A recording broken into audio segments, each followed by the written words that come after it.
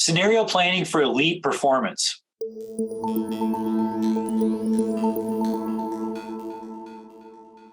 Today, we're going to talk about how you can do scenario planning, how you can mentally program your subconscious mind for success in your trading. Recently, I read a book called Greatness by Dr. David Cook. And Dr. David Cook is one of the most prominent sports psychologists in the world. He was the team psychologist for the San Antonio Spurs for multiple NBA championships. He's been the personal performance coach for several successful PGA golfers, Olympic gold medalists, NCAA national champions. In this book, he talks about the 4 pillars of greatness. That in his experience in working with elite athletes and all the research that he's done, what it takes to be elite. And he lays it out in this book. It's a small book.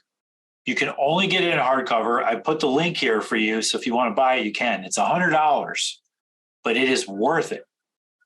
And one of the things I loved about this book is it affirmed many of the principles that I actually learned from Dr. Van Tharp years ago that I implemented in my own trading and in my training and building of trading teams and working with trading clients. Now, in there, he spends a lot of time talking about scenario planning. Scenario planning is something that we preach about when we work with traders. So today I'm going to go through scenario planning with you in some detail, and you'll find this to be a useful roadmap. So when we look at scenario planning is going to consist of the following elements: emotions at the time of the trade, worst case scenario, best case scenario, annoying case scenario, and the likely scenario or the visualized scenario.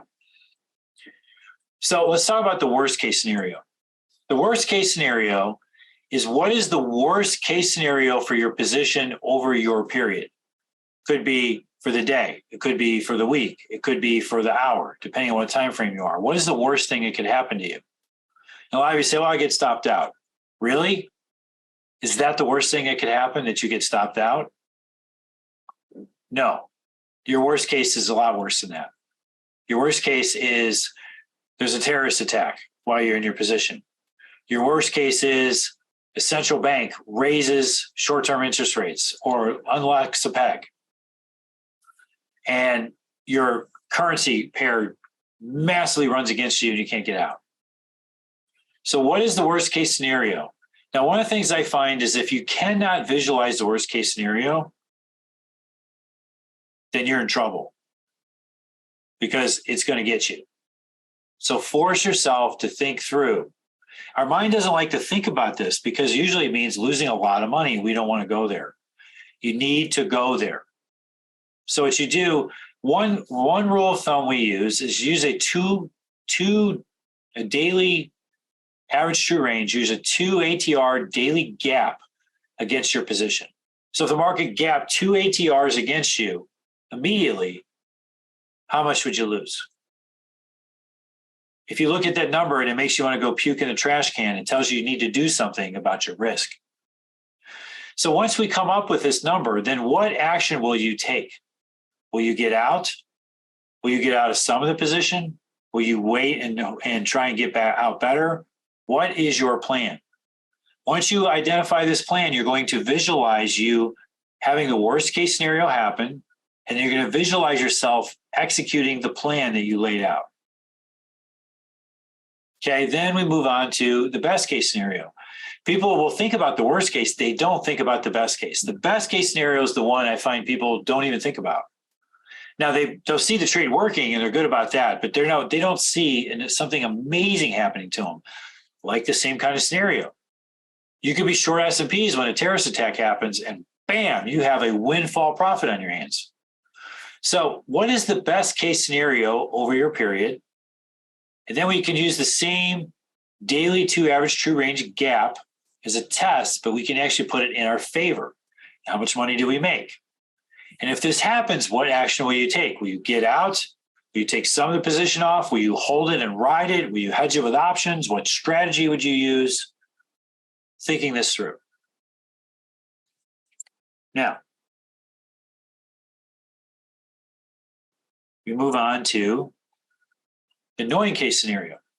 The annoying case scenario is something, it's not the worst case, but it's annoying. It's something you didn't expect. It's something that happens and it throws you off your game, even though it's not really a huge deal. So annoying scenarios can be the worst because you're not prepared for them. So when they occur, they can throw you off balance psychologically and negatively impact your trading for a period of time. It happens, you get pissed off that it happens, and then you're so angry that now you're not rationally thinking about your trading, and you miss trades, you mismanage trades, and then you just get more and more angry. Through my career, I've had issues with anger, rage, and I always found it was the annoying scenarios that set me off into anger and rage, not the worst case. When the worst case scenario happens, there's no choice. You got to go to work. You got to deal with it. But the annoying case scenarios, they can drive you crazy. So what are they? Here's some examples. Your internet could go down. Your trading platform could go down. It could be a family issues where you're in a fight with your spouse or the kids are making all kinds of noise. You could be sick. You can make a list of various annoying scenarios and visualize your behavior if they were to happen. So if the kids are going crazy and you just want to go up and scream at them, what could you do instead? Could you put your headphones on? Could you check your orders and walk away from the screen and go for a walk? Could you walk upstairs and quietly tell them to be quiet? Calmly tell them to be quiet. Visualize this. Then lastly, we want to visualize the moment right before you place your big winning trade.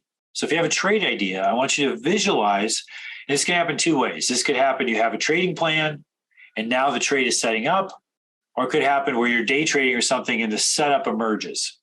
What you're going to do is you're going to visualize the setup.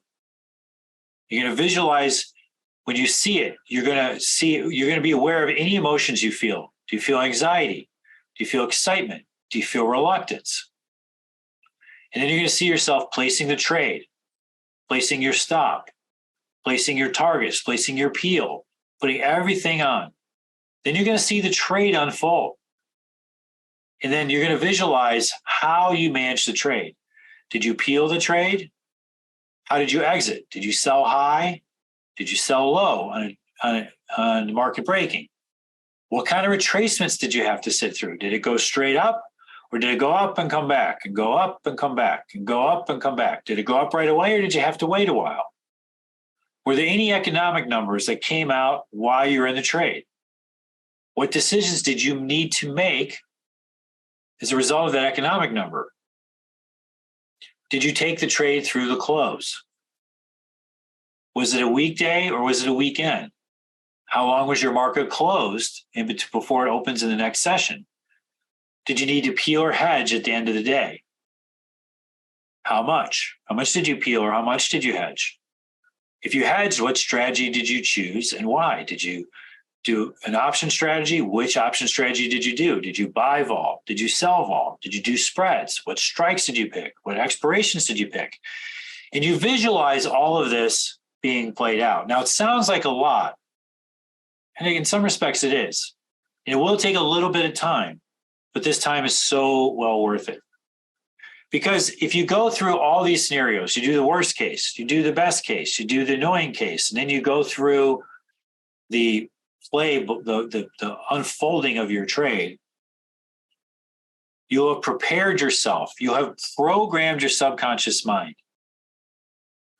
You'll have prepared yourself to trust your intuition because you're fully programmed. Now, I want you to understand that if you follow these steps consistently, you will be in the 0.1% of all traders. Not the 1% of all traders, the 0.1%.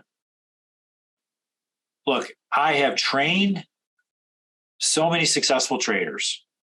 I have so many friends. Some of my friends are literally some of the greatest traders in the world. Elite. So I know what elite looks like. And I'm telling you, even with some of these people who are amazing, they don't do this. But I know a handful of people who do it. and they are famous. They are wealthy beyond belief. So you have to go through some strain. You have to go through some work. But if you knew that you could be in the 0.1% of all traders, what would that mean to you? What would that mean?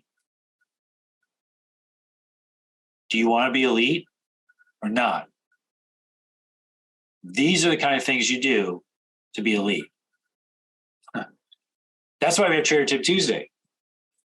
Because every Tuesday I come to you with techniques like this that help you take your trading performance to an elite level. I hope you have an amazing week. God bless. I'll see you next week. Bye.